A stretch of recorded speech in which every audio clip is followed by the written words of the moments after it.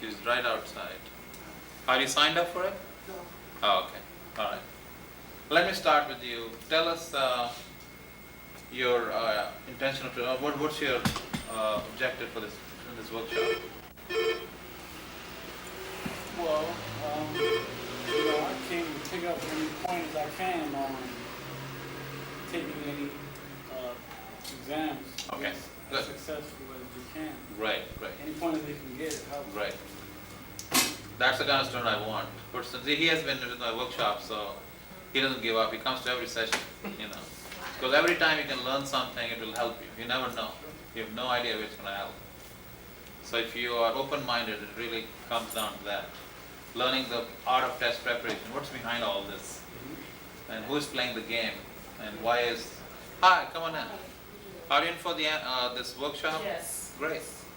There's a sign-up sheet and then have a seat. Go ahead, tell us about yourself. My name is Joyce Carter, and I'm an education major, Okay. and I am making preparation to take the test on Mhm. 8th of June. And I'm here also to get the points, to find out, to be oriented with the exam Right. without going into it because being a novice. Good. Great. You're in a good spot. And we'll be here today and next Friday, so hopefully you'll have enough material to work with. My name is Jen Adams, and my background is psychology. I'm going to be taking the GREs. I've taken them before, so I know where my weak points are. You took the general GRE test? The general and the advanced. Okay. Now, which one did you take? The advanced in psychology subject? Okay. How did you do on the GRE general? What was your? What do you feel was the problem on the exam when you took it? For me, I had no problem with the verbal parts. Good. The analytical part, I could have done much better, and for the quantitative part, I did incredibly bad. Is that right? The math part? Yeah. Oh, I see. Because that may be some of the skills in algebra, math, you know, graphs and stuff like that. I don't think I was prepared as well as I could have been for Okay. that, because I ran out Now, of you're aware of the real GRE exams are available, you know that? Yeah, So you have that little yeah, book. I have tons of material, software, everything. But you have to really hone in on the skills with Yeah. practice, okay? Go ahead. I'm Libanese and a nursing major, Mm-hmm. and I will be taking my alpine state board sometime in September. Okay. And I have no idea now that it's computerized and everything Right, like that. right. Because I'm scared of it. Right. And I want, whatever is here, I could gain so that when I'm ready to take the test, Okay. I'll be familiar with it and what the points that will help me. All right. Great. Yes. My name is Walter Simon. I'm a biology major. Mm-hmm. I haven't done anything yet to get ready for the test, but seeing the opportunity, Sure. you know, You're going to take the MCAT or the GRE? MCAT. Okay. We have an MCAT program here, you know that. We had something in spring. I've heard about it. Right. And I have some handouts I brought, so you have no problem at all. A lot of material for you. Okay? And if you come next week, I'll also bring some of the books and stuff, but I have some of the books here today, but not all of them, you know. So do talk to me, because the way we're going to do this workshop today is we're going to try to focus on one thing, critical thinking, which is across all these exams that you're talking about. It's incredible. And the worst part is that everybody says, let's learn critical thinking or do critical thinking, but nobody is doing it. And how do you do it? And second thing is in problem solving, what are the aspects of problem solving, like you mentioned, that would make you stronger on the math side, you know? Is it the math or the problem solving? My answer to that is it's the problem solving. It's not the math. Because you have had math for many years, you know. And especially in psychology, you've taken educational and, you know, statistical courses and stuff like that. Okay, I can start formally so they can tape us, if they want to tape us. We have several handouts that I want to give you during the daytime.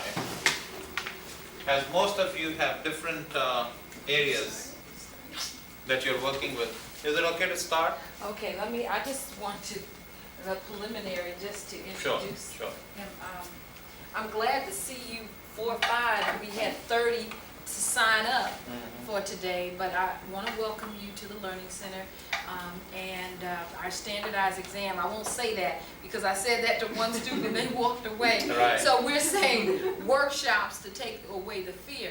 And I first met Dr. Hassan because he's working with the MCAT club and our students that are working on taking the MCAT. So that, you know, I wanted to look at what would be the best to help all of our students who have to prepare for professional and standardized exams. And then looking over what we've done in the past years in the Learning Center, it's always come up that critical thinking and verbal reasoning has been one of our weakest areas, and not only for us here at Medgar, but at a lot of other institutions. But I know for us that we really needed to focus on critical thinking, verbal reasoning, and the writing. And Dr. Hassan, you know, reputation precedes him, and he does this all over the country, and he, you know, and he has information that I think would really help you and help us in terms of making, you know, the end of your time at Medgar ever successful, so that you come right out, pass your exams, and go on to the next phase of reaching your academic and educational goals. So we want to thank you for coming, and we want to thank Dr. Hassan for being here. Come on and have a seat. Just be very informal. This is a very, very casual workshop. We will have people coming in and out depending on if they're coming from work or something like that.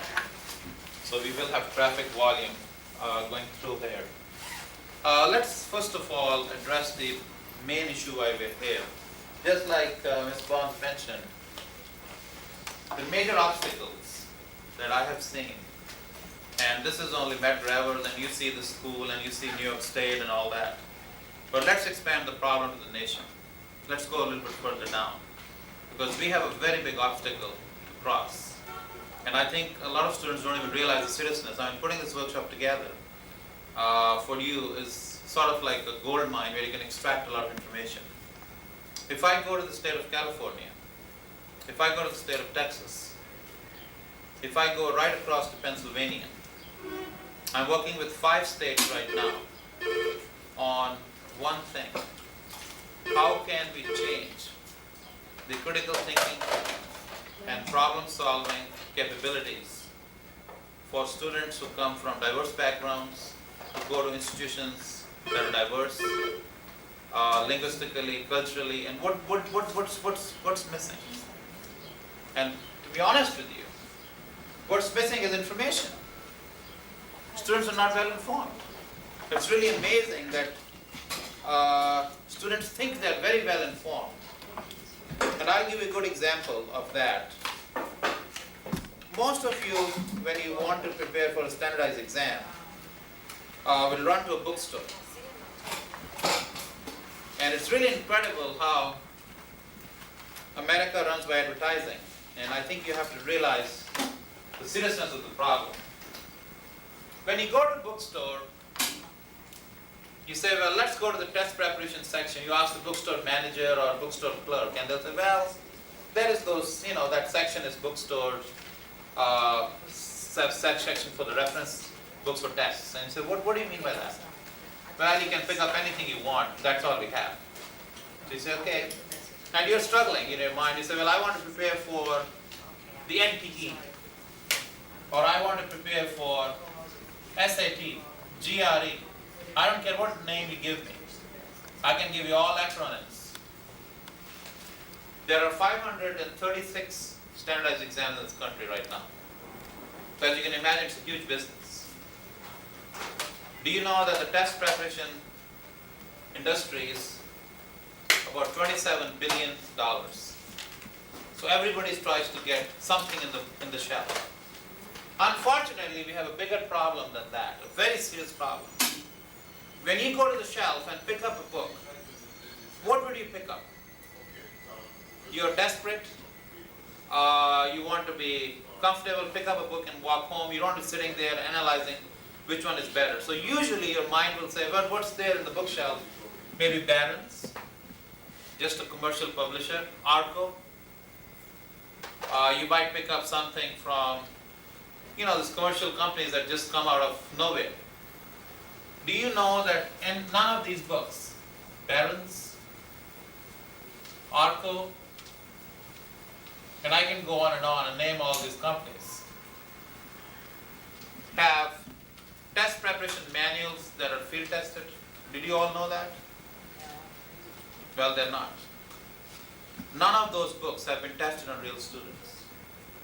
Those exams that they have in those books have never been given anywhere in the country. They are standardized tests put in the book for you to buy. It's a product. So do you understand the mistake you're going to make? Come on in. The serious mistake you make is you buy the Barron's book, you go home and study that book, and then you take the test. And you say, well, I did okay on the test, but I need to work more. But my numbers on the test that I took from Barron's were higher than when I get the real numbers. Why? They're supposed to be higher because these books are easier than the real exams. They all are. Same thing for the nursing exam. There are tons of books. MCAT. And you name the exam and we have it. So the problem is very, very serious. How does a student find the real book to prepare for the test? That's where the whole process stops. The best you can do is you go to the bookstore manager, Barnes & Noble, and say, well, I want to order a book that prepares me for the GRE exam. And Barnes & Noble will say, well, these are the books we have. We don't sell the real books. What do you mean real books? These are real books. They don't even have an idea of what's real and what's not real. That's how serious the problem is across the country. So if I work with students with backgrounds coming from schools that may not even have a bookstore on campus, what happens? They are not going to be prepared for the real test. So they take the test and everybody jumps on them. Oh, you're not well prepared, you're not a good test taker, you need to do this. And then what is the next thing the students do? They run and take a commercial class. Why? The commercial class is once again going to take money off your checkbook, and there you are, once again running around trying to figure out how to pay for this course. Unfortunately, the commercial books and commercial courses do nothing but reinforce repetition. That's all they do. If you want to prepare for any standardized test, never buy commercial manuals, buy the real exam booklets. I repeat, buy the real exam booklets. They are available for every test. Okay? If you come to me and say, Aftab, I don't have a book for this exam, I'll say, yes, there is one. So across the nation, when I go to all the states, the main thing I end up doing is showing students, this is the real book, this is what it looks like. They look at my face, oh, there is? I didn't know that. How do you know this is real? It says on the top, who wrote the book. So let's come down now to the testing business.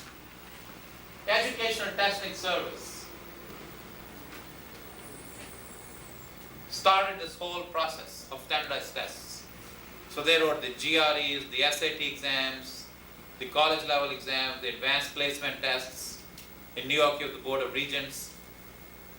So whenever you buy a book, if it's written by ETS, that's real. So when I go to the bookstore, you'll see none of these books are commercial that I've here, none of them. The only thing I have is the true stamp of ETS. Okay? There is one for law school. I don't know how many students there are who are going to take the LSAT, but the law school admission test has 15 tests available, 15 real exams available. And the funny part is these books are the cheapest. And people don't know about them because they don't advertise them. Okay? So what I suggest to students is please, please make sure you're buying a genuine or product or book. And ask somebody, consult someone, be very serious about this process. Do not buy anything because that's the way it is. Because you have to get a test prep book. So that's one of the biggest critical thinking mistakes that students make. Okay, so as soon as you buy one of those things, you have no idea what's going to present to you. What is the second thing you need to read very carefully? The test prep instruction booklet. Each test is published with an application, right? So if I'm taking the New York City Teachers Exam, NYSTCE, then I will start with this booklet.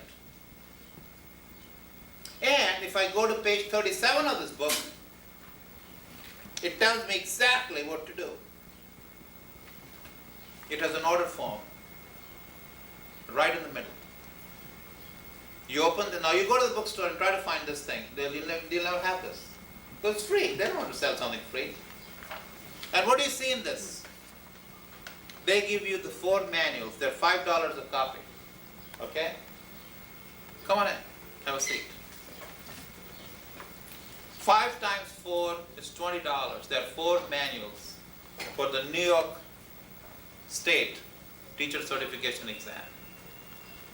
And that's all you will need. There's nothing else you need to work on. So, the first lesson we have learned today is, in test preparation, I'll write some of these things on the board as I go through. Before I even give you my handout, this is just an introduction I'm giving right now. These are some of the guidelines that I would say you should follow. Obtain real tests. And please help your kids to take the real tests. If you have children, do not let them buy commercial junk. Yes? So how do you know it's a real test? It would say the E, Yes. CES on there? If it will say ETS for the GRE, it will say the College Board for SATs. It will give you the name of the organization that writes it. For the MCAT, it will say AAMC. For the NCLEX, it will be the Nursing Association. They have the real book. If you call them, they also have software, by the way. But you just have to make a call. And the students are not, they don't want to sit down and call and find out where the book is. They're anxious to buy it. And that's where the problem starts. Also, the Learning Resource Center here has all the stuff. Walk in there and talk to them. They have tons of these booklets available for students to take and look at and read. But people don't see that as the first step. So step number 1 is obtain real tests. And step number 2 is to read the application and registration booklets, cover to cover, just like a novel. And not only read them, dissect every instruction in that booklet. Make sure you're really aware of the rules of the game. You're going to play a big game called test taking. Test taking is a game that's being played across the nation today. And people who do well on these tests are going to get the best jobs they can. And that's what you need to know. So if you want to play the test taking game, dissect the instructions. Have a seat. Just sign up your name and have a seat, and we are just starting. I'll go through the class. Once again, I'll ask all of you your name and stuff. Dissect the instructions.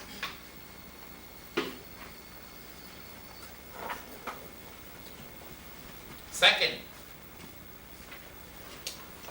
find a study partner. If you want to prepare for a test, you cannot and you should not study alone. That's another big mistake made by lots of people. They go into a hole, they lock themselves in a room and say, I'm going to prepare for the test, I'm going to study for the test. Study what? Study how? How do you know you're studying right? So that's a bigger issue. So when I came to Medgar in spring, I was brought by the biology department because we have serious problems with the pre-medical population here. The students are not getting in to med school. I basically work here, I work at Queen's College, Lehman College, Hunter College, I mean you name it, I'm all over the area. And even the students in Hunter College is considered to be a great school, do not know that there is a real booklet for each exam. Now they do, but they did not know that. So what I found when I gave my test to the students, they were shocked. They said, where do you find these problems? I said, nowhere. I find them from the real test. And they said, can we buy the real test? I said, sure you can buy the real test. This is what it looks like. This is where it comes from. This is the price. They were shocked. And I think a part of that has to do with the departments. They don't keep up with the testing business or testing game. You know, every department teaches their classes and professors teach and leave. They more or less the students are preparing for final exams, midterm exams, which you do very well in. I also want to mention a third point. Test taking, if you take any test, should not be considered equal to the final exam in that course. That's another big myth. You're sleeping if you do that. A final exam in a class has nothing to do with the test in that subject. So don't come to me and say, well, I took a final exam, a comprehensive exam in psychology, or I took a comprehensive exam in math, or a comprehensive exam in English language or writing, and here I am, now you can give me any test you want. There are two different things. If your exam goes this way, the test is going to go that way. They're opposite. So when you prepare for a test, do not prepare for the final exam. Why? Who wants to answer that question for me? I try to run my seminars with interactive learning, so I want people to participate, ask questions, jump into my discussions. I don't lecture. I never have, I never will. I like people to jump in and discuss things that come to their mind, so we can help you to get the best benefit. So why don't you guys tell me, how come preparing for a GRE exam is not the same as preparing for a final exam? What's the difference? What's the major difference? The key, yes. It's not the real test. It's not the real test. That's right, great. Your final exam is not a real exam, it's just an exam for bad grabbers. The exams in Medgar are not given across the nation, they're only for this school. So your grade only reflects how you perform relative to the school at large. Okay? So the bottom line is, you are taking national exams or statewide exams. National or state exams have nothing to do with med grabbers. Each professor writes their test, they teach the class, they're gone. Goodbye. You got an A, you got a B, you got a C, whatever grade you get has nothing to do with how you perform on the test. Okay? If you want to take a test, while I was waiting for class to come in, you saw Dr. Nichols come in. He's an MD. And he helps the biology department. But one of the things that he found, that students are not aware of these workshops at Medgar Evers. This is advertised everywhere across the campus. But students have no idea of the value of the workshop. They'll say, oh, this is another Kaplan class going on, or Princeton Review. It's not. This has nothing to do with commercial hyping up of test preparation. It's here to understand teaching skills, learning skills, what's wrong with the system, how can we fix it. That's why we're here. Okay? So this is your time to ask any number of questions you want. And also, as you take the test today that I'll give you, you'll see what are the problems and faults that you may have made. And remember, everything I'll give you will be a nationally tested exam today. These are real exams you'll be taking. Nothing will be hypothetical. Okay? I don't sit in my house and say, okay, let me write a test tonight, because I'm going to teach a workshop tomorrow. It doesn't work that way. I will never use those. So does everybody understand the logic of reading the application and registration booklets? You dissect the instructions, you find a study partner, and discuss those instructions if possible with that partner. And discussion should happen. And then you also realize by reading it that test taking is not a final exam. And what is the fourth thing that a Medgar student should always keep in mind? If you are an MEC student, or if you're an MEC graduate, what is the key target for you? For test taking, you are competing against the nation to get a seat in a job or in a college or whatever else you're getting into a professional school. So you have to be competitive. You have to learn to be competitive. It does not mean you have to be jealous of each other. It means you have to help each other to become competitive. Because you are competing now in the state of New York against all the schools in New York City.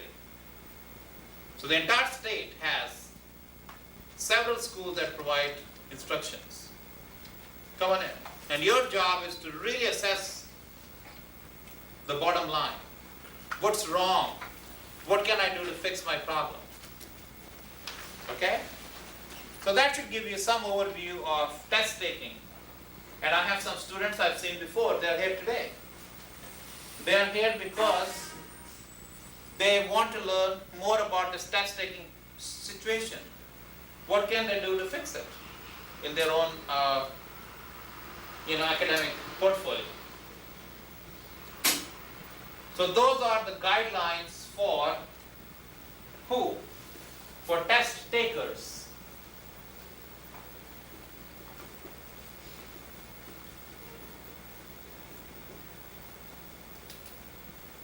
What is a standardized test? It's a game played between the test maker and the test taker. Just like a game of football. There are two teams in this game.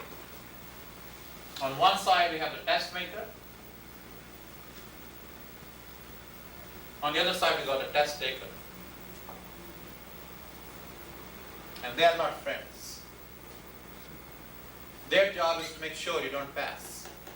Why? Because they don't want a lot of people to pass and move on. They want to stop, see if they can do something to block you.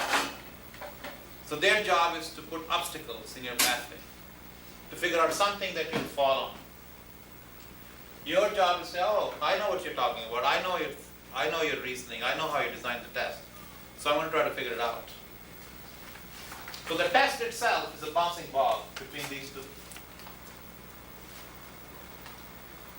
The test that you take is nothing but a bouncing ball. They throw some difficult questions and send it back to you. You fail, they say, great, our test is difficult. If the test is too easy, you answer all the questions, say, oh, let's make it hard next time. It's a game that goes on back and forth, all day and all night. That's all they do. And these people are paid to do this, by the way. They are hired to design tests to stop the entire population from passing. What if everybody passed the SAT exam? What will happen? What if everybody got 1600 on the SAT exam or ACT exams? They got very high scores. They'll all apply to college. Colleges cannot say no, they'll have to admit everyone. What will happen to the country? It will stop.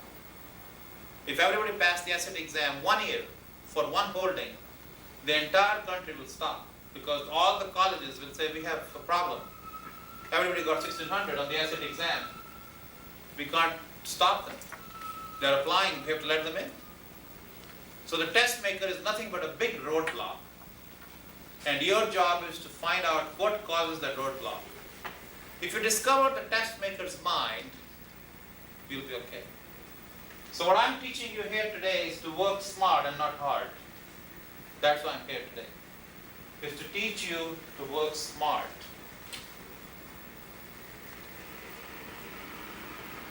And not hard.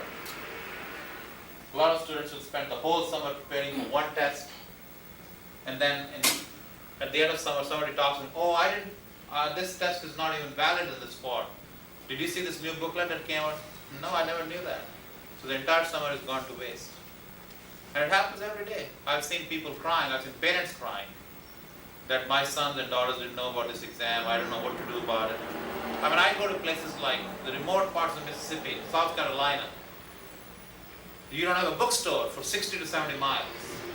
This is not Manhattan, okay? You have to drive to a bookstore. And if you want an SAT book, it takes 6 to 8 weeks to get it.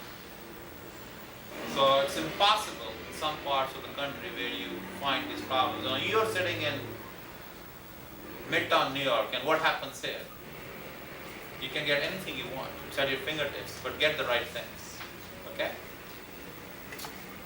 Also, we are going to learn today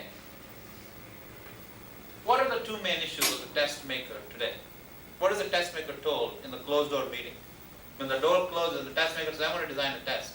What do they talk about? I have been in those meetings, so I know exactly what goes on.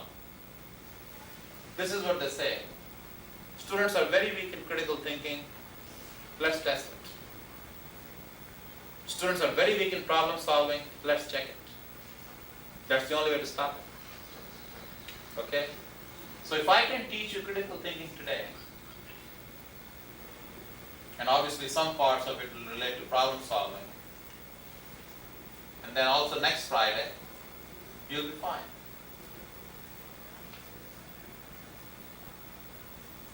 Okay? That is the whole concept of testing. Also in standardized tests, they are not really checking how much you remember of what you learned in school. They are really assessing your skills. How did you master it? It does not matter how much you have learned over time, how much you have collected, not at all. It depends how you can apply your skills. And you will see today the stumbling blocks I'll put right in your face. I'm going to give you a test. I'll say, okay, here you go guys, take this test. So think of me as the test maker, the evil guy. And think yourself as the test takers. And the frustration you have to go through and say, I can't believe this. I took English for 4 years, I took this subject. I just don't know how the language of the test is. Okay, so that's what we will focus on. Apply those skills.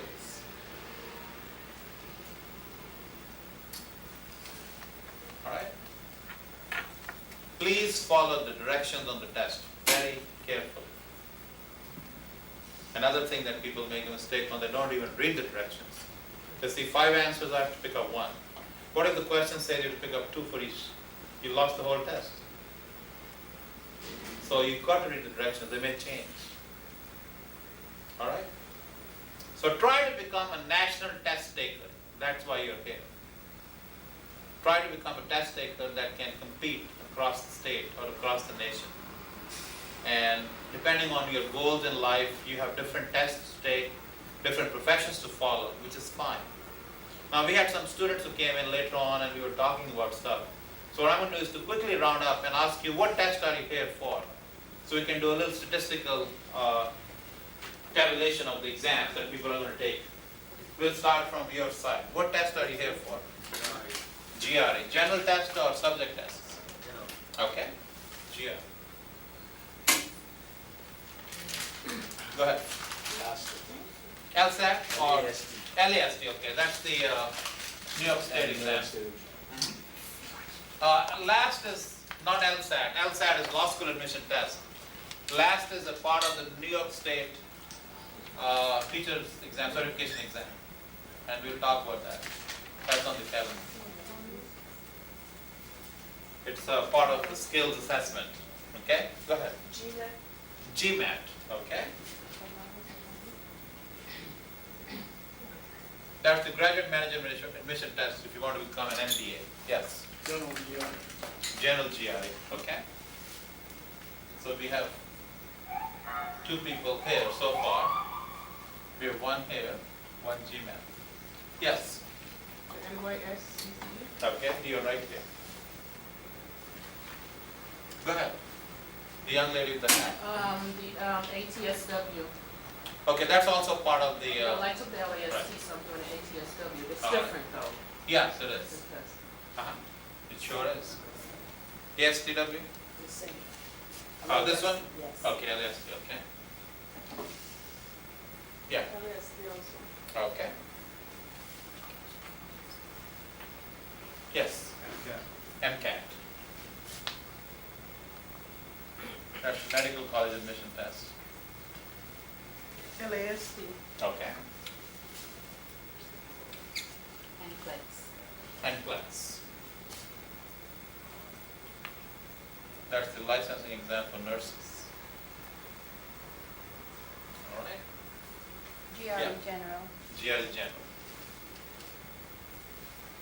So you can see the general profile of students we have in this class. We have one of each from these exams, and most of them are in the LAST and the New York City state exam, teacher certification, and then the GRE exam.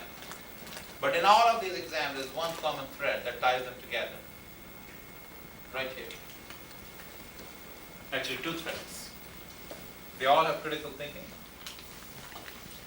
They all have problem solving. Now, what is critical thinking? We're going to spend a lot of time on that today. And then next week, we're going to spend more advanced discussion on the same part of the test. Now, if you have any specific questions or needs as we go through, feel free to jump in and say, can I ask you this or ask you that? We'll also have breaks as the day goes along. And it's very informal. We're just going to be discussing things, talking about stuff. I will be giving you tests as we go through. And I would like to really assess how well you do on the tests I give in class. I also want to go through the objectives of the LAST from the New York State exam, and I think a lot of you can benefit from the concept of how the test is structured. Even if you're taking the GMAT or the GRE, it's really the same domain. Now, what is the theme behind all these tests in terms of critical thinking? Let's try to break it down. It doesn't matter if it's the GRE exam or LSAT exam, anything you want to talk about, critical skills. The first critical skill that they put is reading comprehension. We need to get that figured out. And I'll show you how that can be problematic. After reading comprehension, we want to go into logical reasoning.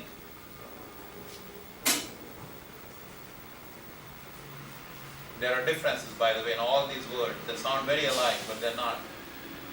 The third one is analytical reasoning.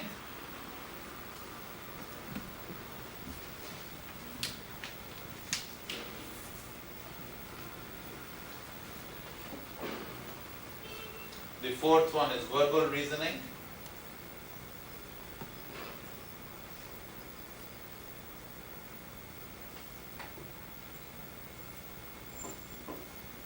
Fifth one is writing, critical essays.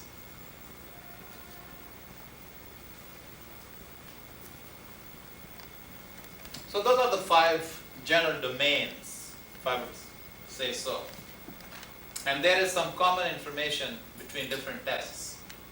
Like on the LSAT, not LSAT, I'm sorry, LAST, the LAST and the GMAT have a common element. What they do is they'll give you a problem with data. And by the way, they do that on the MCAT also.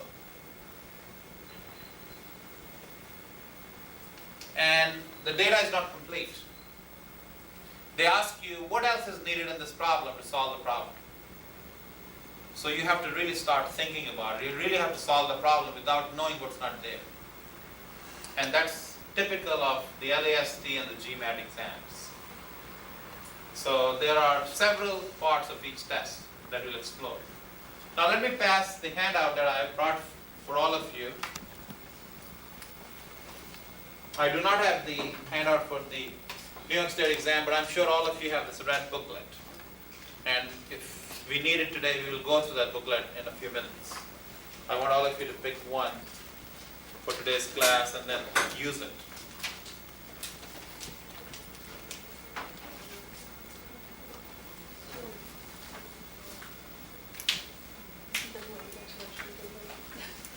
We'll be going through this handout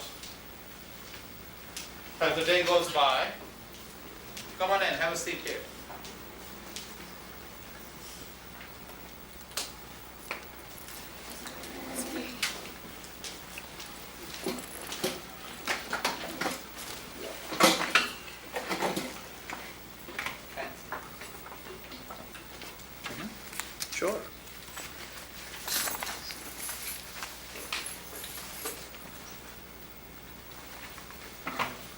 analytical over there.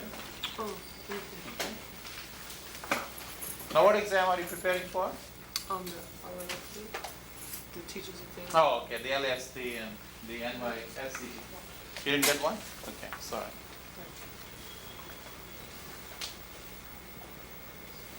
If you know somebody who couldn't come in today and you really want to take a handout for your friends, just talk to us at the end of the day and I'll be happy to give you one.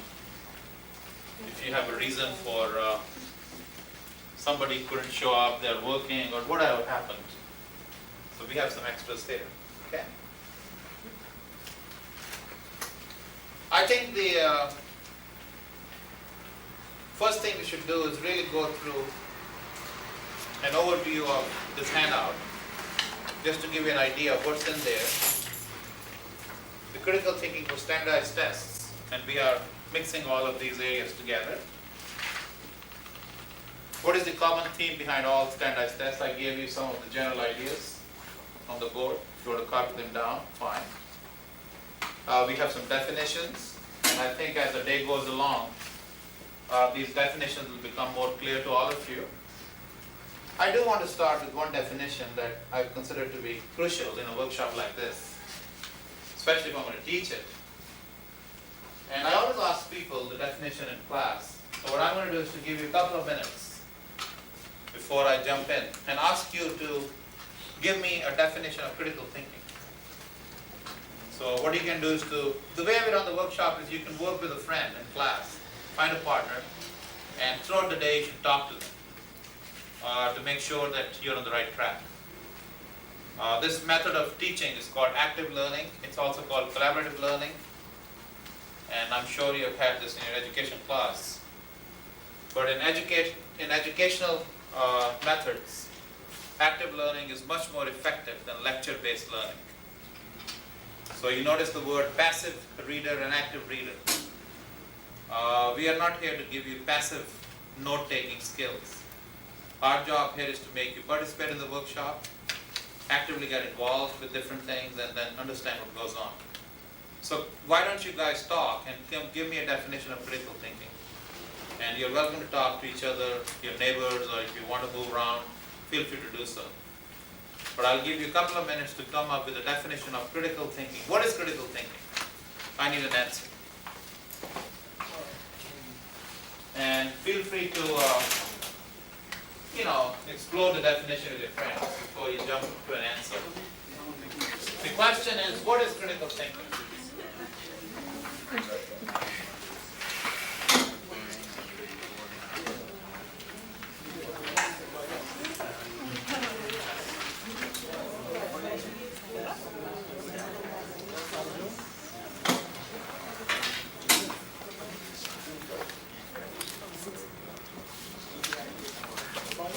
What is the definition of critical thinking? That's the question.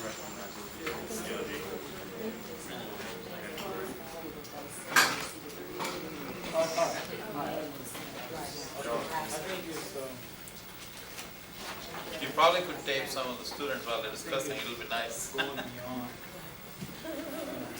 Yes. You have a definition for us? Partial, maybe partial. Okay. All right. We'll give it a good try. Yeah, I think critical thinking is not taking something at face value, but by Okay. dissecting to see hidden passages Sure. and realities that it's not really there, Okay. but you have to dissect it. So basically, looking behind the information. Yes. Okay.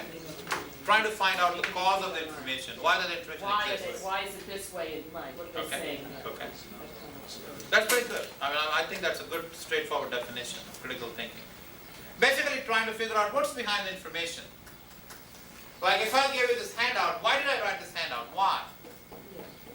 Think about all these things. Like I don't hide anything because I'm teaching critical thinking. So a question I have is, why did I give you this handout? Why? Why did I design a handout? Is it because I have to give a handout? So anybody can tell me? It's like reading my mind. So critical thinking involves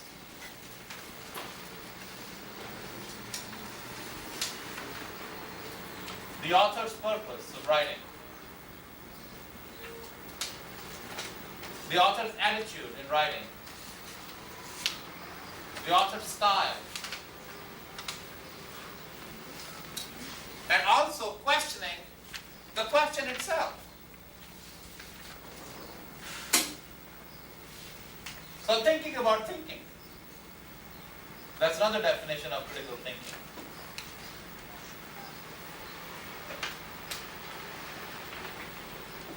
A third common definition that students like a lot is thinking like a critic.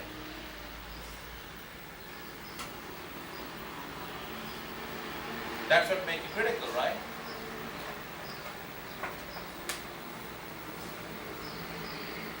So those are some of the common definitions. Number 4,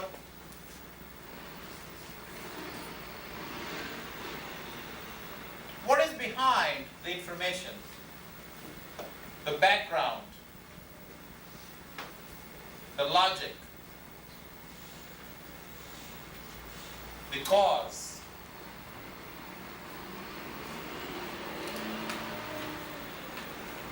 Information provided.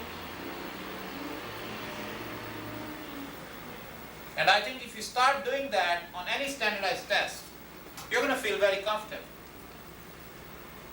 If you know the scope of the test, the purpose of the test, if the test maker wants to get you, then your job is to explore the information before you answer it. Why was the test designed that way? What are the objectives? Okay? And also you need to evaluate information. So critical thinking does involve evaluation. Critical thinking also involves analysis. Okay? Critical thinking also involves appraisal. Alright? So those are some of the basic themes behind critical thinking. Now how does critical thinking appear on a test? How is critical thinking presented in a test? Usually people align critical thinking to the reading part of the test. Unfortunately, that's not the case. The entire test is a critical thinking instrument. So your job is to figure out why was this math problem constructed that way. And that way you can solve it faster than figuring out how can I use algebraic equations to solve the problem, or science formulas to solve the problem. I saw the booklet for the New York state exam for teacher certification. And I noticed that none of the problems are hard. None of them. So we are going to go on each question and show you what's behind the test. So you really know the bottom line of the test makers who write the test. What do you think is the objective of the New York State certification exam? What is behind it? Yeah, what I'm just saying, the overall logic of the organization that designs it. The National Evaluation System that writes the test. The LAST, if you want to look at it, what's the reason the test is designed that way? What do you think is what is the objective? What do they want to achieve? To see if you're a critical thinker, to see if you know, if you. But do you think they really care? Do you think they really care about if you know how to critically think? No, but by doing that, maybe they can trick certain people, you know. And what is the Not just objective having for that? things just a, you know, 1 Okay. plus 1 equals 2. Okay, but, you know. but why do they do that? What's the objective? To see if you're equipped with, you know, it's what. And that's all they care for? Well, like, Yes, that's what they want. Filter, eliminate people. yeah.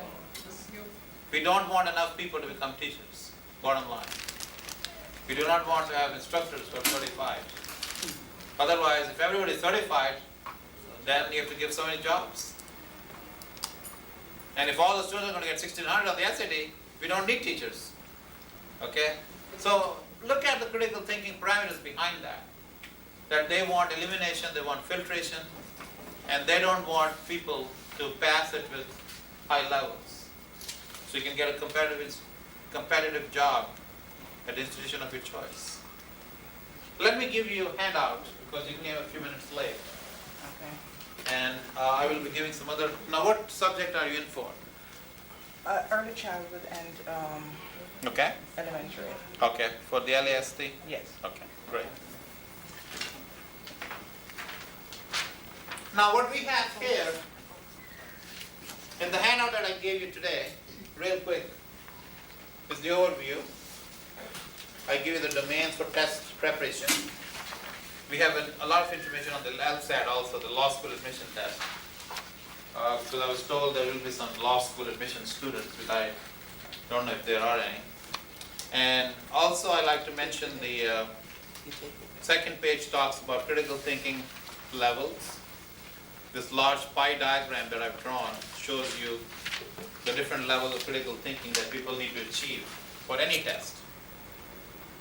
We have on the next page a discussion of the GRE, the LSAT, how many questions, how many minutes, so people know exactly what they're facing. The same thing on the back, the GMAT exam is explained, and then the MCAT is explained. It gives you the verbal and the quantitative questions in each thing.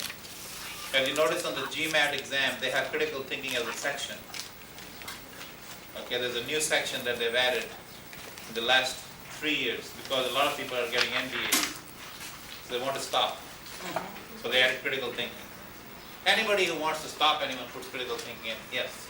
I noticed you don't have anything for the ATS review. Well, we're going to give you that big booklet. We're going to go over that. We're going to go over that. Check. Oh, okay, Yeah. thank you. I have the whole thing, yeah, planned for you. And then we have the 10-step GRE on the next. I'm just trying to run through this whole thing. The 10-step GRE tells you what's on the GRE now and what are the things to look for. The page after that talks about the MCAT, what are the verbal reasoning skills. And there's a lot of common information in all these tests, so I'll go over those. So then it talks about reading strategies and analytical reasoning, logical reasoning, the writing sample.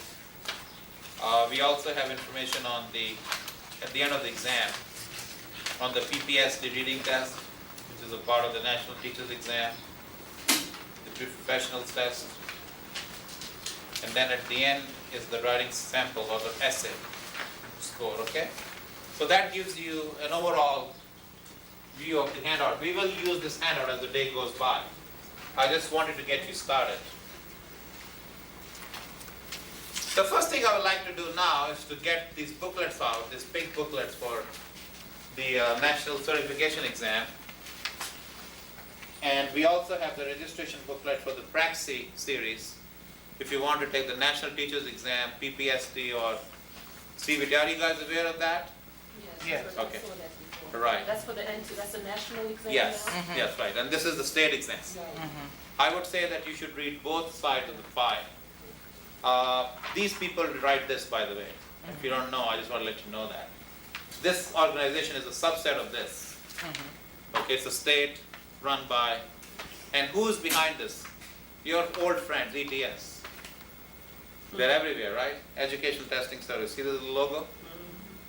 So basically, ETS is the grandfather of every exam. Their job is to make sure that what they have is transferred to different states. So I would suggest that those of you who are going to take this or that, prepare for both sides of the pie, okay? And basically understand the logic behind these exams. So I will pass these booklets around for those of you who are going to take them. If you don't have these books, let's give one to each student who wants to share the information now.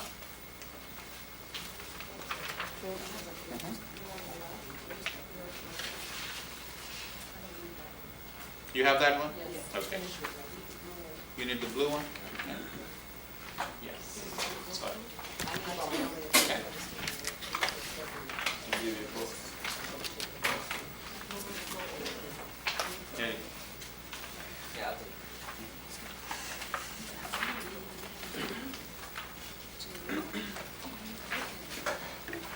Anyone on this side? You need that?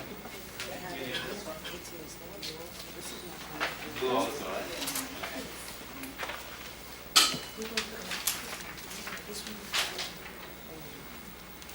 Do you want to share it with us, or you can have one? Everybody is welcome to have this booklet. It's not like they're going to cut anybody's mind. They're the same things. Okay? I hope I have enough. You need a blue one? Okay, here you go. I think I have plenty of blues, but I don't have enough reds. Maybe there are more in the other office, or they're out? Yes, they have some in the education department. Oh, they do? Oh, okay. These are from the Learning Center. You may have to get some more as the day goes by. But if you don't have, everybody should get at least the blue one, because you have plenty of the blue ones.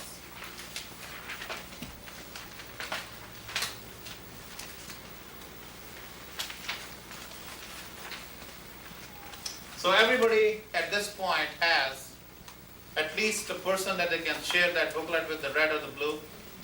Good. You don't? You don't have any?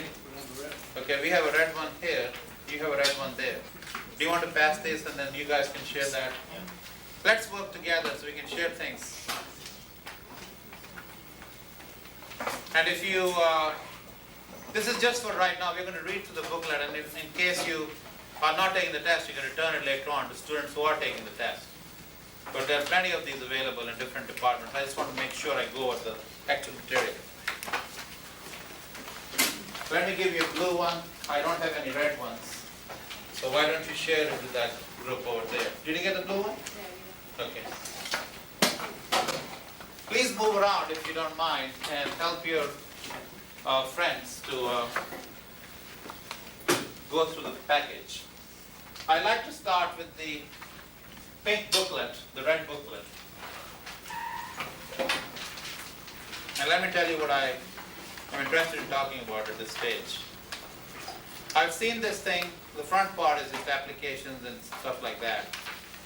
The second part is what I'm very interested in. Let's go to page 39. Oh, the pink booklet I don't have. You have this one? No, I don't have it here with me. Oh, you don't Thank have you, it? thank you, okay. Okay. Please move around. We're going to go through some test taking tips and test taking objectives of the New York City the certification exam for the state. All right? If you look at page 39, they talk about 3 types of tests. Liberal arts and sciences, that's called the LAST. And everybody can benefit from that, everyone in this class. Doesn't matter what exam you're going to take. The elementary assessment of teaching skills, written, that's the ATSW. And then the secondary assessment of teaching skills, that's the ATSW also, at 2 levels. All the tests will give you, preparing for the test tips. And I think they've done a good job in writing the tips. Tips for the morning of the exam, strategies for taking the test. They give you the basic, analysis, which I think all of you can understand. It's very straightforward. So the next part is the objectives on page 40 and 41. Using the objectives to formulate a study plan on page 41. And I'm glad that somebody is saying what they should tell. Now see, this is the kind of stuff that you will not find in a commercial book. Because the test maker wants to make sure you understand the rules and regulations. Review the test objectives. Focus your studies. Review the sample test questions and answer explanations. Come on in, have a seat. Identify resources. Form or join a study group. Avoid cramming in the final days before the test. If you are retaking the test, use the sub-area information on your score report. Now, if some of you have taken the test, how many of you have taken the CTE exam, the New York certification test? Anybody has taken it? Okay.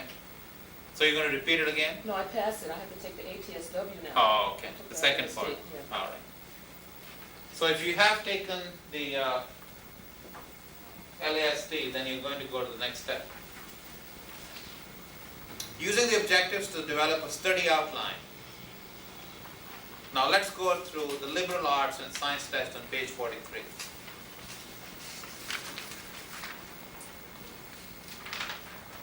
One of the common things you learn here is the writers of the test are telling you the kind of problem solving skills they're going to use. You might want to share that with them or over here, because we don't have enough of the pink booklets. We need more. Yeah. Okay, let me give you that.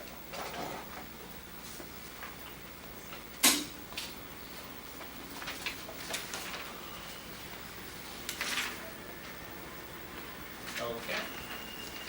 Test objectives. The purpose of the liberal arts and sciences test is to assess knowledge and skills in the following 5 areas: scientific and mathematical processes, historical and social science awareness, social scientific awareness, artistic expression and the humanities, communication skills, written analysis and expression. And these are the test objectives that are eligible to be assessed by the LAST. Then you have the range type and level of content. Sub-area 1, scientific and mathematical processes. They give you number 1, use mathematical reasoning in problem-solving situations to arrive at logical conclusions and to analyze the problem-solving process. Now they give you 4 examples. The second part is to understand, now what would you do in mathematical reasoning and problem solving? You really have to use quantitative reasoning in these problems, which includes proportional reasoning. It uses logical reasoning. You have to understand how the problem is constructed, what is being asked, what's given. So that's what they're assessing in the first objective.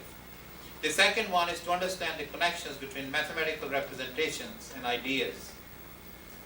To use mathematical terms, it's usually the statistical stuff that you see in newspapers and magazines, graphs and charts. And number 3 is applied knowledge of numeric, geometrical and algebraic relationships in real world and mathematical contexts. That can be a little bit hard. It really uses your knowledge of algebra and geometry. Third objective. So this thing goes on and on in terms of the actual objectives of LAST. The question is, how do you practice these objectives, one after the other? So what I would like to do is to take some actual problems and show you the process that takes place in the test maker's mind. I just wanted to show you the introduction to that. Let's go to page 49.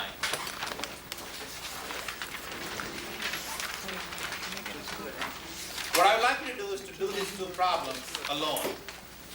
Look at those 2 questions and work with your partner and see if you can tell us what's in the problems that we need to solve. And they're difficult, they're not easy, but it's okay. It's a good test for all of you. If you came in a little bit late, this is a handout I gave, and I have a blue booklet that I'm giving to you right now. I have out of the red ones. Yeah. So what we do is we might share it with someone. I don't have enough reds. There are 3 people here who have it, so you might want to share it with one of them. Yeah. Just share it with someone. Let's work on problems 1 and 2. These are on your exam also, the GMATs. They're also on the GR exams. They're common to all the tests.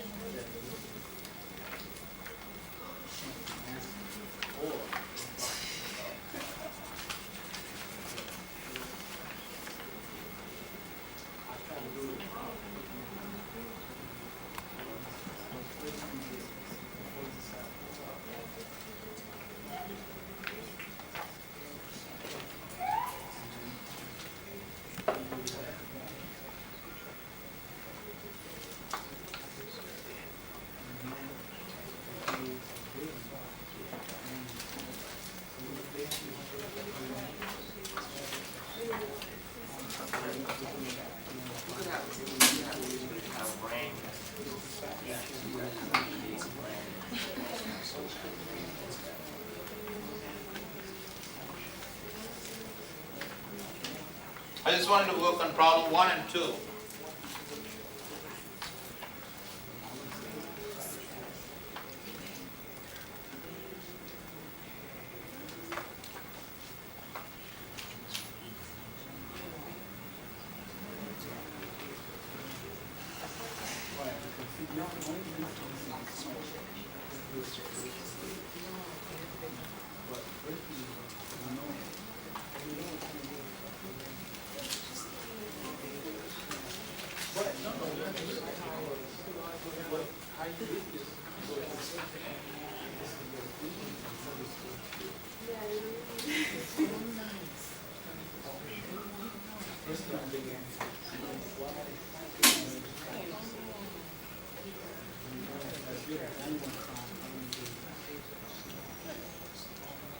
Does anybody have a systematic approach to the first 2 problems?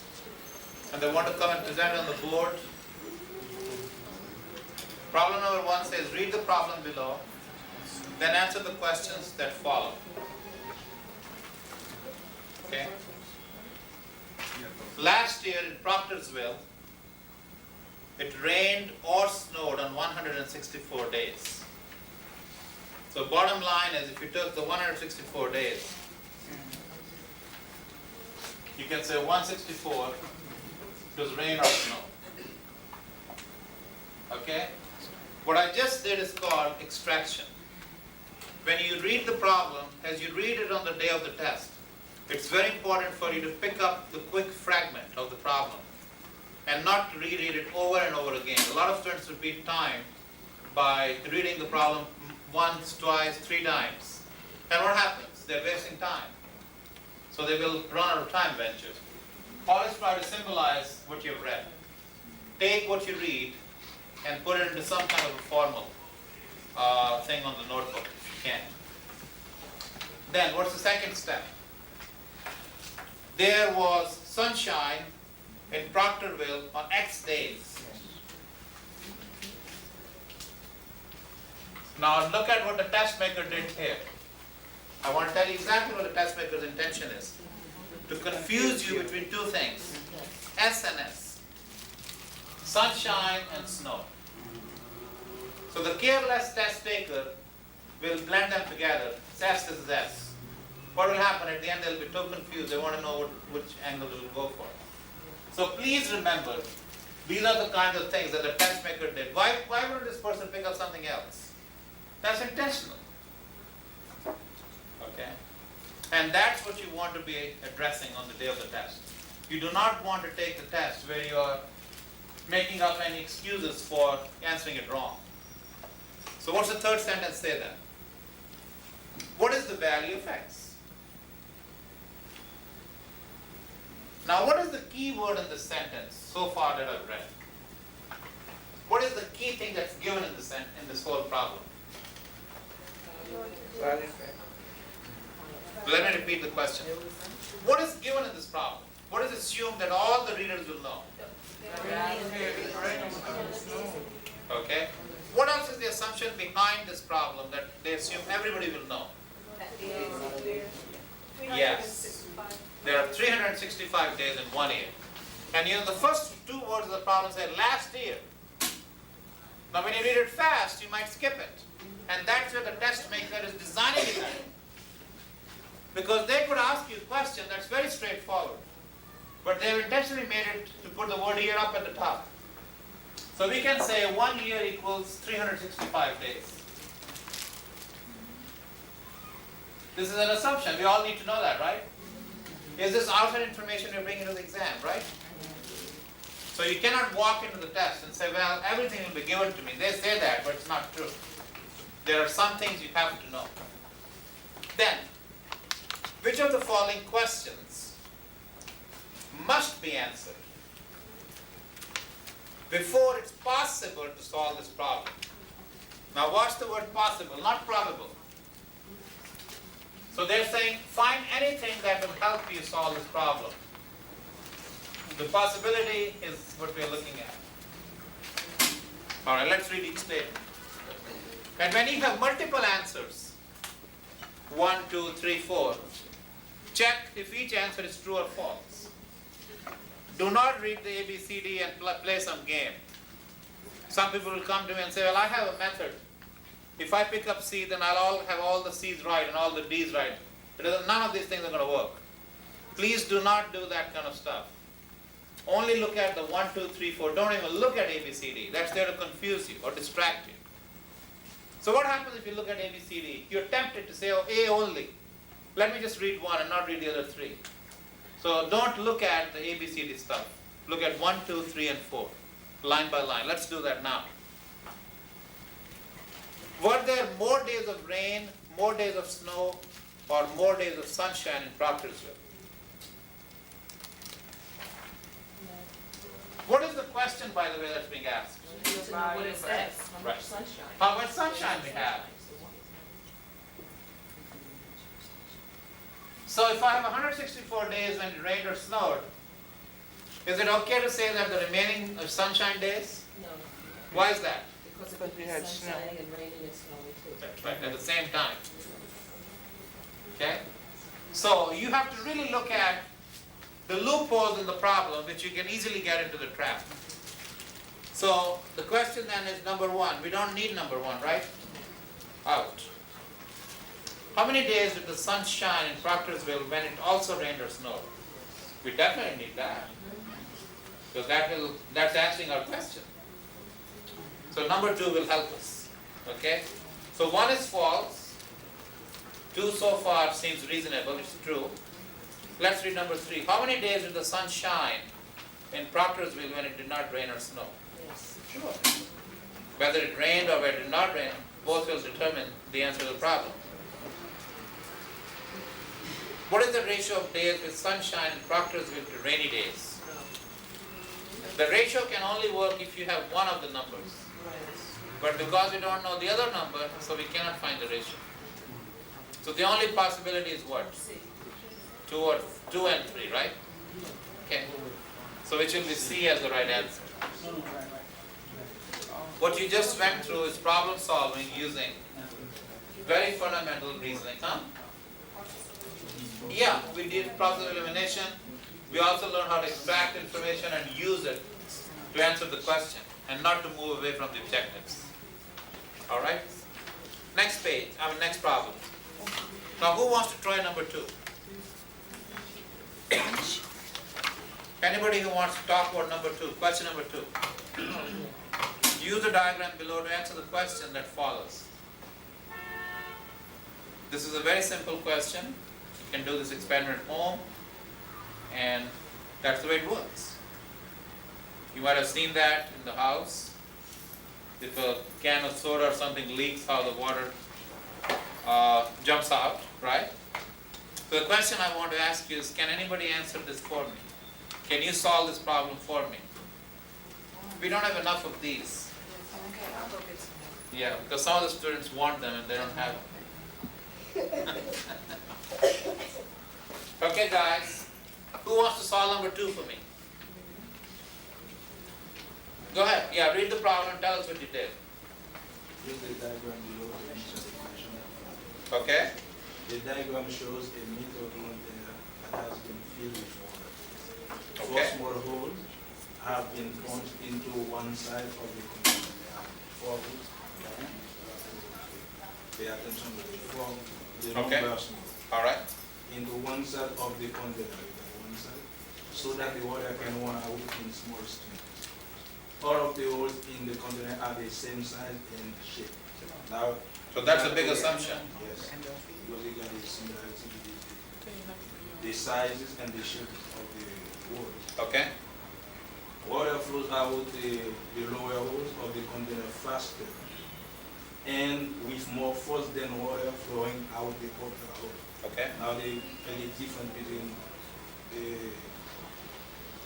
the last hole and the other hole, like there is more force from the lower hole. The concept that explains why this is true also explains why. Now we're going to look for the concept that explains why. Now hold on right there. Tell me something about the second paragraph.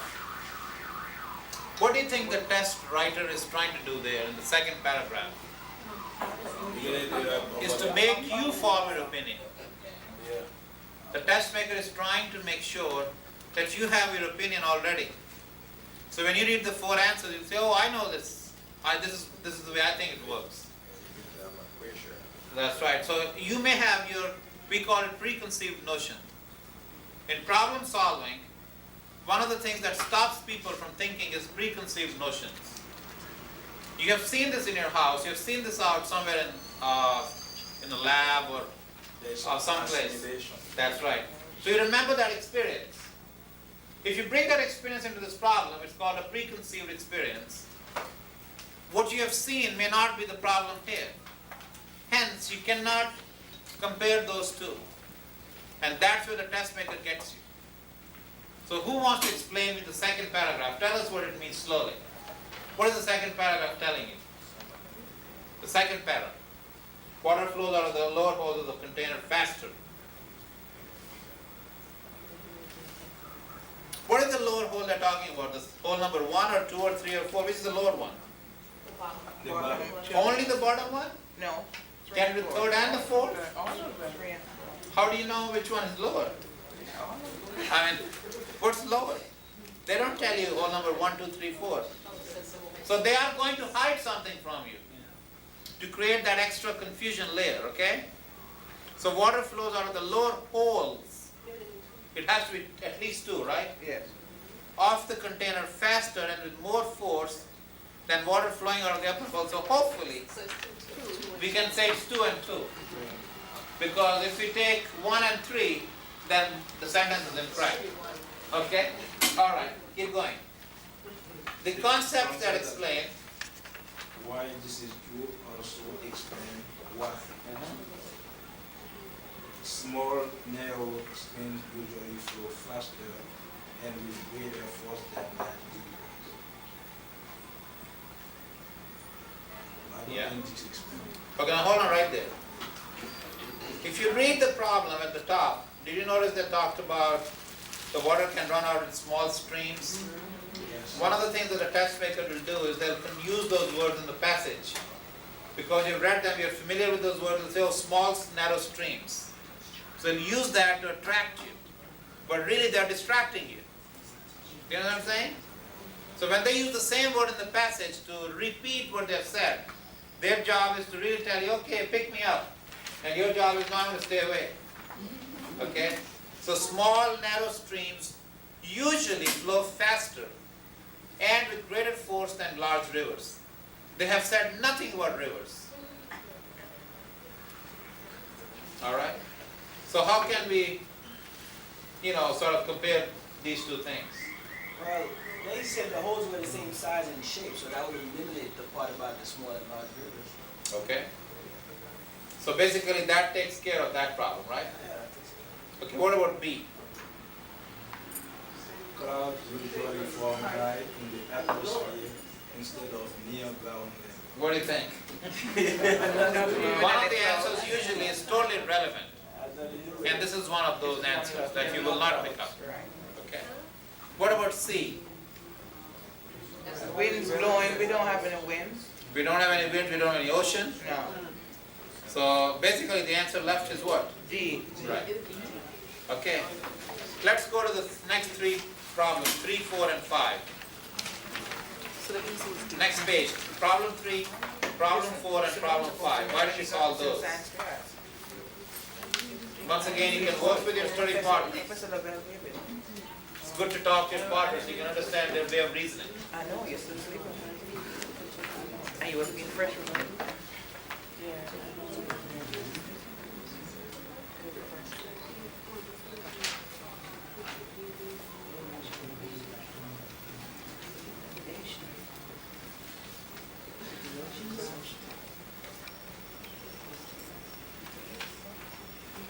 Oh, we got plenty of pink books now. So everybody can have one, can get one. Everybody should get a pink booklet if you didn't get one. We want all of you to have the pink and the blue. No excuses. Take a pink and blue pen.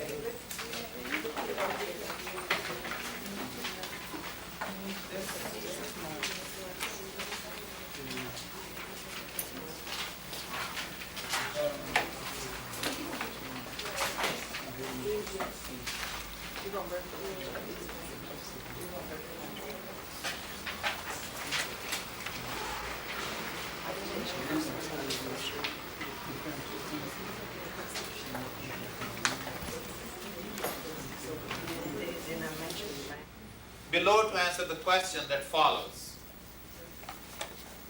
We have male and female populations in country A and country B. And we have percent given, and then we have the age groups. So basically this is a two-dimensional plot with percentages versus age. And they give you two separate answers for two different countries. Alright? What do you think this graph, what is the objective of drawing the graph this way? And this is, by the way, common on the GR exams and GMAT a lot. What is the use of drawing a graph the way it's drawn here, in this format? What do you think they're trying to assess? Census, right? Say it again? Census? Yeah, but what's the reason to draw it like that and not put it in a table? Why do you think they want to do that for the person who looks at the graph? Comparative. They're comparing. It's easier to compare two countries.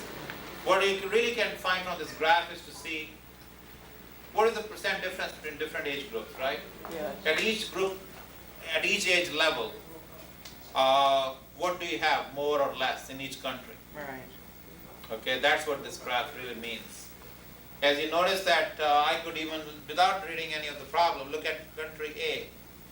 You can say that the percentage of males and females drops as they age from 0 to 80 plus. Okay? So they have essentially less and less people as they get older. Right. Now country B has a different situation. What's happening in country B? More increases.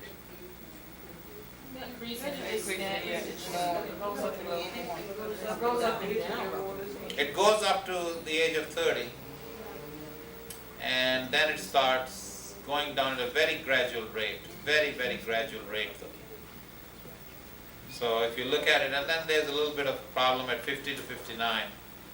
You have more people, so there are different ways you can look at it. It's not a general trend, it changes. Okay? So let's look at the questions now. Anybody who wants to answer this one? Go ahead, yeah. The information contained in the graphs above can best be used to predict which of the following. I chose A. Okay, why did you choose A? Because they're talking about the age groups, and when I think of age and getting older or younger or whatever, I think of social services and what could be needed for the population. Not the educational level? No, It says popular. no, not the educational. I don't think it's the educational level. But it says population, population services. What do you think, guys? I think when you deal with population, you want to deal with all the services. Because you want to deal with housing, you want to deal with education, medical, everything. So knowing That's what I said, social services, that's all But you services. just asked him another question. So what would you I don't say, think A it or says B or education. C? She didn't say that, she just explained. Oh, she just Explain it. She's just trying to explain what she said. Oh, okay. She's saying the reason social service is important is because it covers everything, all domains. Okay? If you looked at B, it's only land use. If you looked at C, it's only education. Right. And if you looked at D, that's just transportation program. So if you put it all together, that will give you A, which is correct. Okay? Let's go to the passage now. And there are two questions that they ask you about Barth Pagan.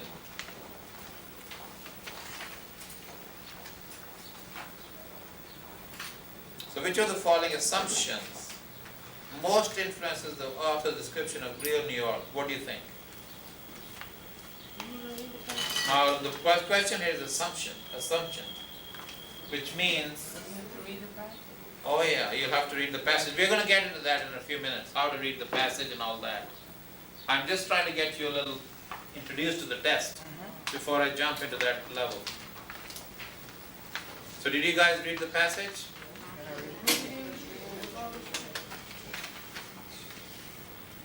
Why don't you look at the passage and see what are the key words that you can fix In each passage that you read, each question that you read in reading comprehension, there are something called trigger words. And then we have another thing called signal words. If you look at some of the phrases used in this passage, I have words such as one of the most, unusual, okay? The word and, such as, truly representative, each other, one another, each figures, basics, self-absorption and so on.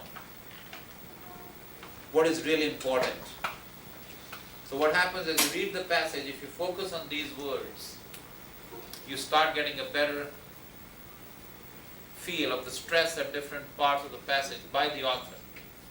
Okay? And I'm going to give you a list of signal and trigger words in a minute. I have a chart that I want to give to everyone. But once we finish questions 4 and 5, we'll be in a better shape.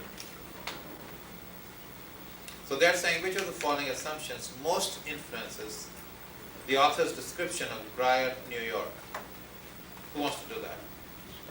Read. Hmm? You have to read it first. All right, go ahead. I'll give it some time.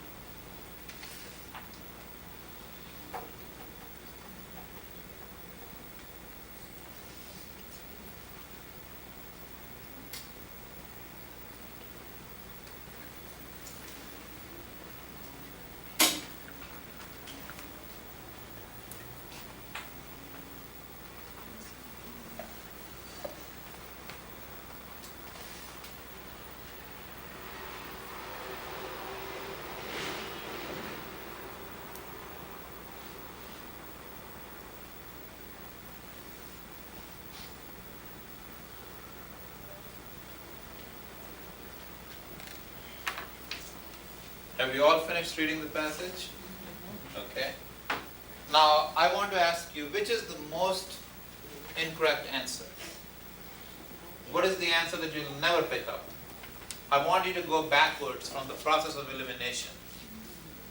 So eliminate the answer that makes no sense at all. It's totally irrelevant to the question and the passage. There are more than one answer like that, but there's one that's strikingly opposite. C. The C. Some people are saying C, some are saying A.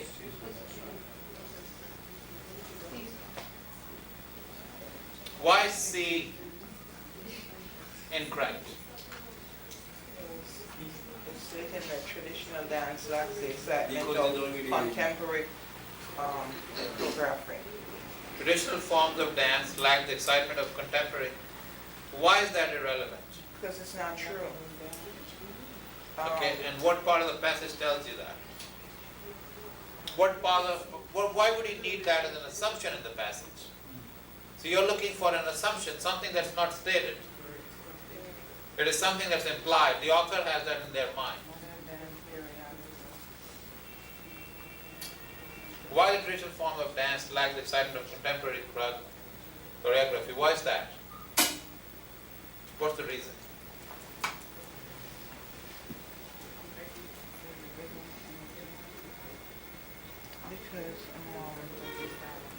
Because Does the author talk about traditional forms of dance?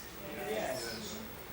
Does the author talk about contemporary choreography? Does the discussion have that included? So, does the author talk about lack excitement in dancing at different levels or different types? So, is that a reasonable assumption to make or not to make? Remember, in making an assumption, you're trying to detect what the author was implying or actually had in the author's mind when they wrote this passage, right? So what is the author not implying? That's what we're trying to find out, right?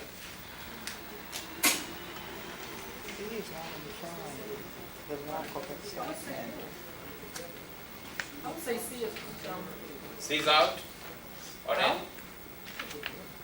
You think that C is a reasonable answer? Okay, let's go. I'm just going to walk around the class and ask everyone. Let's keep going around. Anybody else? If you have any comments on A, B, C, or D, let's start with A, okay? Let's evaluate statement A. Exploring the multicultural dimensions of U.S. society is the primary responsibility of American artists. I think the answer is B. Now when I'm saying talk about A, first of all, what do you think of A?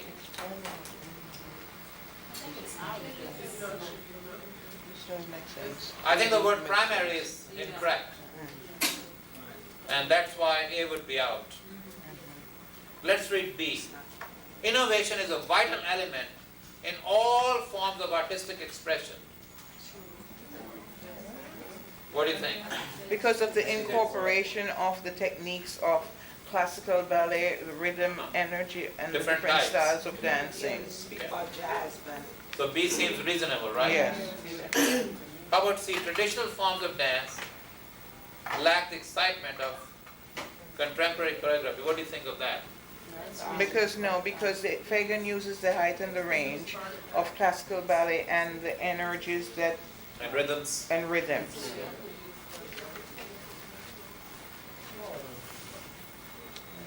I think they talk about multicultural work, but they don't really talk about the excitement level. No. How can you judge the lack of excitement? So that's why C will be an appropriate answer.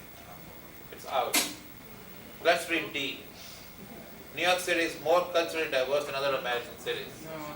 We call that a filler answer. They usually throw some in just to fill up the gap and just throw something in. And usually I would say that D would be the most inappropriate answer, or the most obvious answer that you would say discard. How about number 5? Anybody got number 5? Based on the information in the passage, the impression the dancers are trying to create in city court dance is one of what? And why would that be?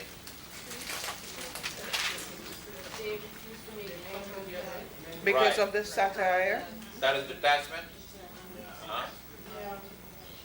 and nonchalance, right?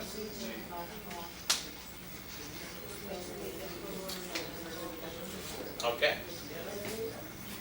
All right, so that answer is correct. C is the correct answer for that. And it gives you a really quick clue to find that. Now let's go into the, then there's a written assignment in the last test, by the way. You have to write an essay. And there are 5 objectives of the essay that you write. They give you the middle of the page gives you the essay response for 300 to 600 words on the assigned topic. Now let me ask you a question while we are on this topic of essay writing and so on. Let me introduce another element of critical thinking at this stage, which actually is a bigger issue than looking at signal words and trigger words. That bigger issue is called extracting or answering or analyzing the argument given in the passage. And that brings me to one more word in your vocabulary, which I'm sure some of you have had before in several classes. What is an argument? Is my next question. Argument is a group of statements that supports a conclusion. Argument is a group of statements That supports a that conclusion. supports a conclusion. Okay? Any other definitions? Now that's only 1/3 of the definition. Expand on that definition a little bit. Tell me a little bit more about it. You first have to have, you have your topic, you're gonna reason, Okay? and you have to have, you have to finalize it. Anybody else? Define the word argument. You hear this word all the time. What is an argument? A statement with conclusions and premises. Okay? Anybody in the class who wants to define argument? It's on every standardized test. Every standardized test is going to include the word argument. And they present arguments in the passages. GRE, LSAT, LAST, you name it, they have it. Every exam, GMAT, MCAT, they all include arguments. So we have to know what is an argument. And also, understanding arguments and their scope is really important for critical thinking. So I would like to ask you a question. In critical thinking, what is the critical nature of an argument? The pros and the cons.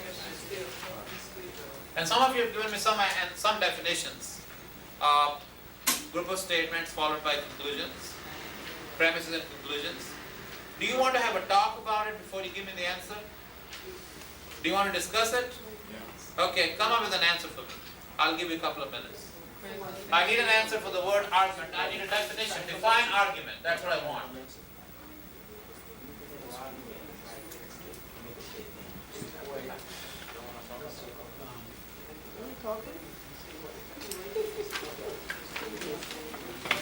If I gave you a group of statements that this is a blue pen and this is a yellow pencil, is that an argument? I have given you a conclusion. It's a blue pen, it's a yellow pencil. That's not an argument. So what is an argument? What is it? I need to know the answer. So why don't you talk to each other?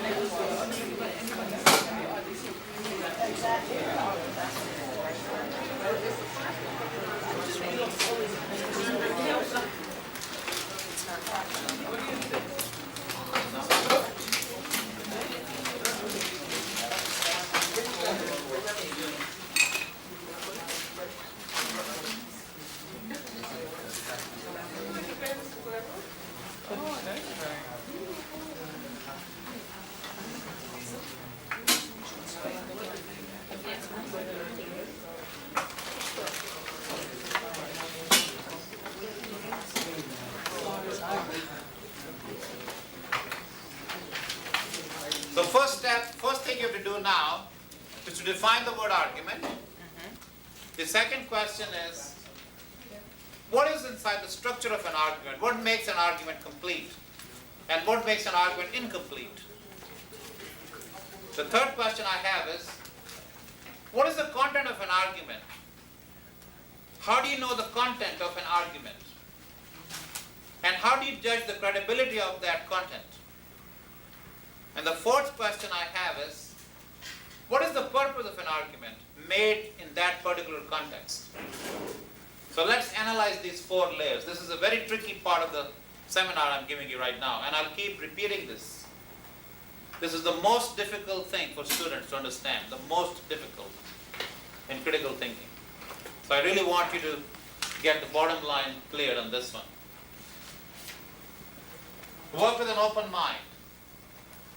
and see if you can come up with a good answer for me. Define the word argument. And I'll take answers from across the classroom. Anybody is welcome to jump in and say, well, we have an answer. Talk to your groups, talk to each other, see what you come up with.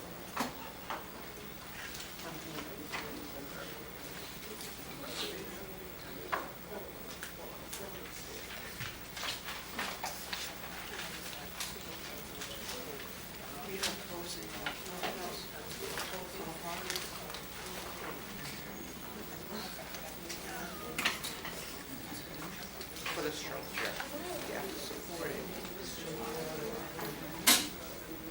This is what they want in the essay that they ask you to write. They want you to write a complete argument. So I'm going to show you a very quick way of writing an argument, but I just want to get this straightened out. So you can do very well. Yes? I make my statement, I support it, and then I give what I may say and what I think of the circumstance. And then go back and say. Yeah, that will be 2 arguments actually. Right. Right. It's not necessary that you use another person's point. No. Right. That's an excellent question and the answer is no. But then what you have is 2 separate arguments or 2 separate opinions on the same issue. Okay? And actually I have an exercise today where I'm going to give you 2 arguments and make you decide who is better and why. Okay? So we're going to get to that as time goes on, not right now. It's too hard. Anybody who wants to talk about the word argument? What's an argument? Something to do with their parents? No? Define the word argument.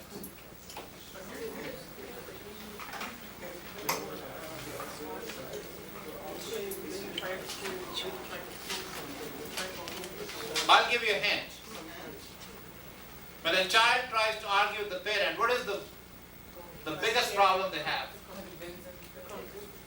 And what will convince the parent? The face of the child or the argument itself? The face of the child convinced The face of the child will convince you, huh? Depends on Right. the. He's arguing with me that he has lunch at 12 o'clock. Okay. And I said, no, it's at 11. Uh-huh. I took him to school late because he went to the doctor. I spoke to her like, I said, what time do they have lunch every day? She said 11. I said, actually, you see me out? She said, you see me. I'm sorry. So you won the argument, right? So now I told him, since if I win, don't argue with me anymore. Okay. Now let me go one more step. Do you think it's reasonable or healthy for us to teach our children to make an argument and let them win the argument once in a while? Yes, it is. Because that will develop a lot of confidence. Yes. Just for trial basis, you know. And I think it's a good exercise if you could do that. You pick the wrong side. We I always make want my to. argument the wrong That's side, right, so that that's it right. should be reconciled. When I work with several diverse populations, one of the things I find where we miss, and I have to mention that in class because it's an open house and I don't mind discussing it. But when you visit a white family's house, they always have arguments designed for the kids every day. They at least argue 2 to 3 times at the dinner table, breakfast, and that's intentional. They're trying to teach their kids how to argue. And I think we have to do the same thing for diverse populations. I don't think we should ignore that. We've done a lot of studying to find out what goes on. Where do we miss the boat? Where do we stop? And I think that's the answer we've found as part of one of the situations. So let's look at the definition of an argument now. What's the definition of an argument? Anyone? Hopefully you've got enough insight now of the word argument. It's creating an argument to get another person's, but if I'm creating to get my point across to convince someone, if I'm speaking to someone else, Right. then get their feedback on my. That's great. Very good. You're getting close. The more and more you try, the better you're getting.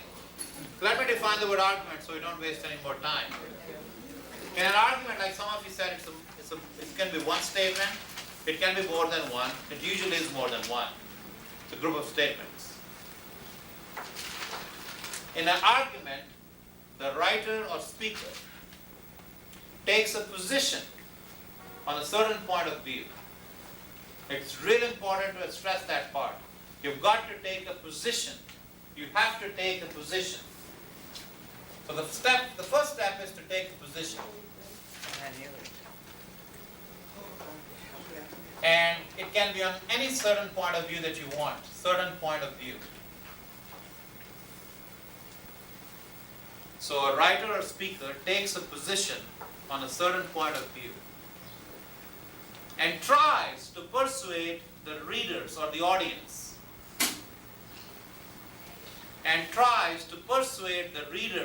audience, to accept or reject that point of view, and tries to persuade the audience or readers or listeners, whatever you want to call them, to accept or reject that point of view. And what do they use? Using something called? Persuasion. No? I always have that word coming out of your, I always have to drag it out of your mouth. No? Not claim? Is that claim? Let me repeat it and see if you can fill in the blanks. In an argument, the writer or audience or the whatever you want to call the person who's taking the position takes a position on a certain point of view and tries to convince the audience to accept or reject that point of view using something called what? Using, the key word is, yes, say it loud, evidence. You got it. So there are three parts of an argument. This is the position that you take. We call it the premise or premises. The second part is evidence. You can have supporting evidence, you can have evidence that does not support the position you're taking. Okay, contrasting evidence. And finally, you need what? Somebody mentioned that word already. The conclusion, right? The ending. So each argument is made up of three parts: a head, a body, and a tail. Premises, evidence, and conclusion. Does everyone understand the definition of an argument? And now you can even go beyond to the structure of the argument. Unfortunately, the structure, there's something missing. If I said that I have premises, evidence, and conclusions,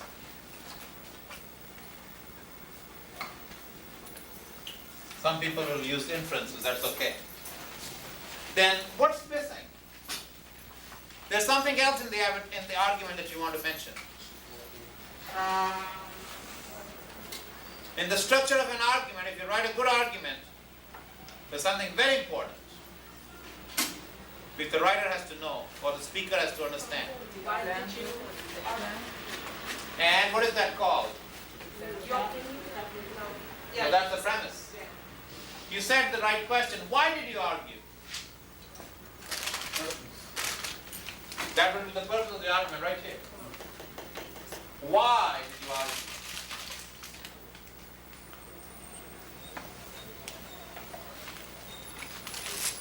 Okay? The timing of the argument.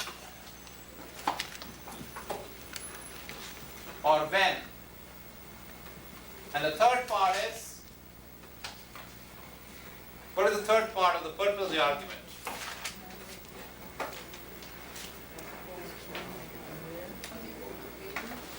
Well, let's finish that and then we'll go right this way. I want to finish all these blocks. I have structure of the argument. I've got three things in there: premise, evidence, conclusions. What's the fourth thing that makes this complete? This is not a complete structure. Something is missing, guys. Something very, very important is missing.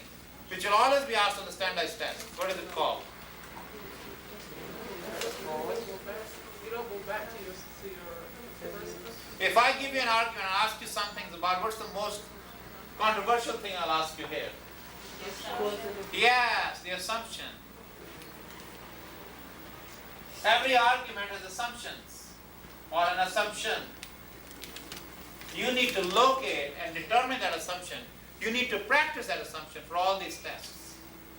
Because the questions will jump at you and ask you, what is the assumption behind the writer's context? Okay? So the questions will address that part. And what else is missing in the structure of the argument? By the way, evidence is also examples. Okay? And conclusions are also inferences. So what is missing in the structure of the argument at this point? Is it complete? Is that a complete argument with the assumptions? Although the assumption is never mentioned, it's behind the argument. The premises, the evidence, and the conclusions.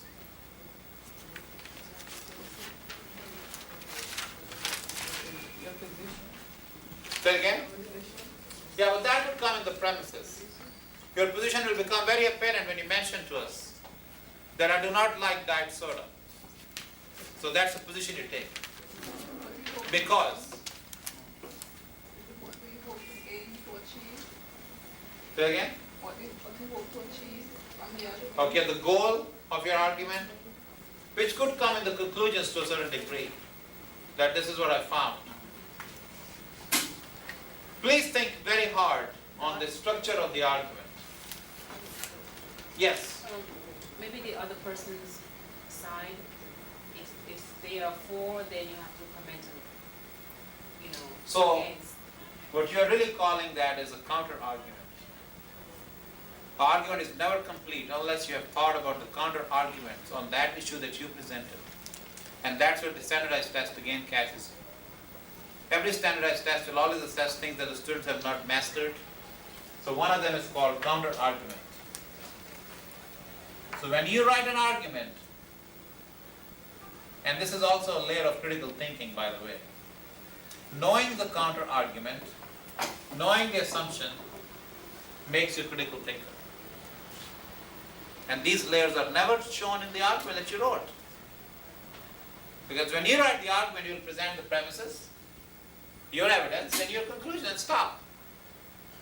Unfortunately, the person who reads that is saying, let me counter that. This is what I think. So this person did not even think about it in the writing. And that's the difference between a regular argument writer and a critical thinking writer. And that's what you want to remember. Okay? Content of the argument contains what? Usually the person who argues has a style of arguing. So the style of the argument, the way it's presented, style of presentation, the author's attitude,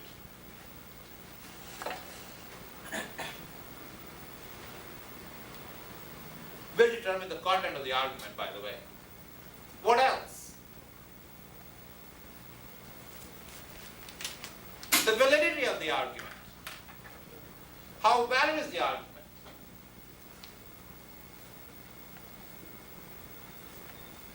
The soundness of the argument. Is the argument sound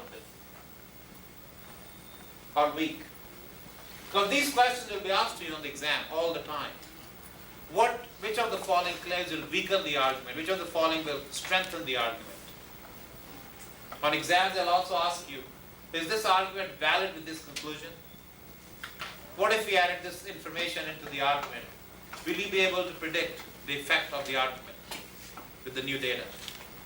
So you see how the test maker is always looking at these 4 layers in every critical thinking or verbal reasoning exam. They don't care what exam it is.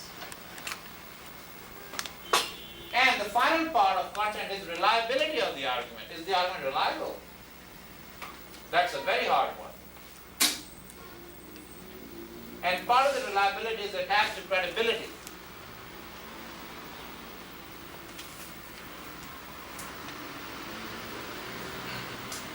If you are a teacher and you're writing an argument about a medication given to a patient, I have to be watchful about the credibility. You see what I'm saying? If you're a doctor and you're trying to say, well, I have a degree in medicine, but I'm going to tell you what to do with the economics of this country, I have a problem with that. Okay? That is called establishing credibility and reliability. And so when you read the New York Times or the Wall Street Journal every day, which by the way are excellent for improving your reading skills, then you can really see how the arguments are changed by one person to the next. Okay, purpose of the argument. What else is in there? In the purpose. Establish facts. Say it again. Establish facts. Establishing credibility. That's a tricky one. When you write a research paper for your job or for your school, most of you take a position when you write a paper in class to get grades. Have you ever thought of establishing your credibility when you write that paper? How do you do that? Anybody wants to answer that for me?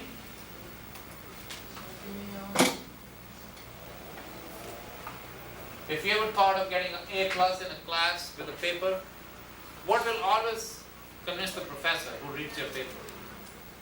Your opinion, your But not your opinion, something else. Statistics. Statistical backing. Or other papers that you have read on that subject. Or you quote and where you got the information That's from. right. The quotations. So that's why the attorneys who are very successful are the ones who will say case so and so, case so and so, case so and so. 1979, they'll quote in the court of law, remember? Yeah. They're always saying that stuff. And that's establishing credibility. Okay? So those are the three layers of the purposing of the argument. So please copy this down. You will not find this kind of information in like one book. You may have to read 5 different things and then say, oh, here it is and here it is. Nobody really sits down and tells you all this in one place. Why? Don't ask me. So I guess they want students to be confused. But if you have taken a class in philosophy, which will be very useful, some of the philosophy students or professors are strong on these areas.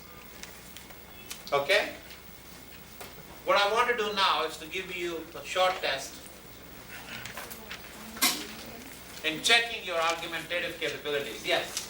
How can we differentiate validity from reliability? Say again? How can we differentiate validity from reliability Oh, reliability? and validity? Okay, there are two different things. The question that has been asked, does everybody understand the question that was asked? How do you differentiate between reliability and validity of an argument? And also, you did not ask for soundness. What makes an argument sound and which ones are not sound? So let's talk about reliability and validity. What makes an argument valid? What are the factors that determine the validity of an argument? Go ahead.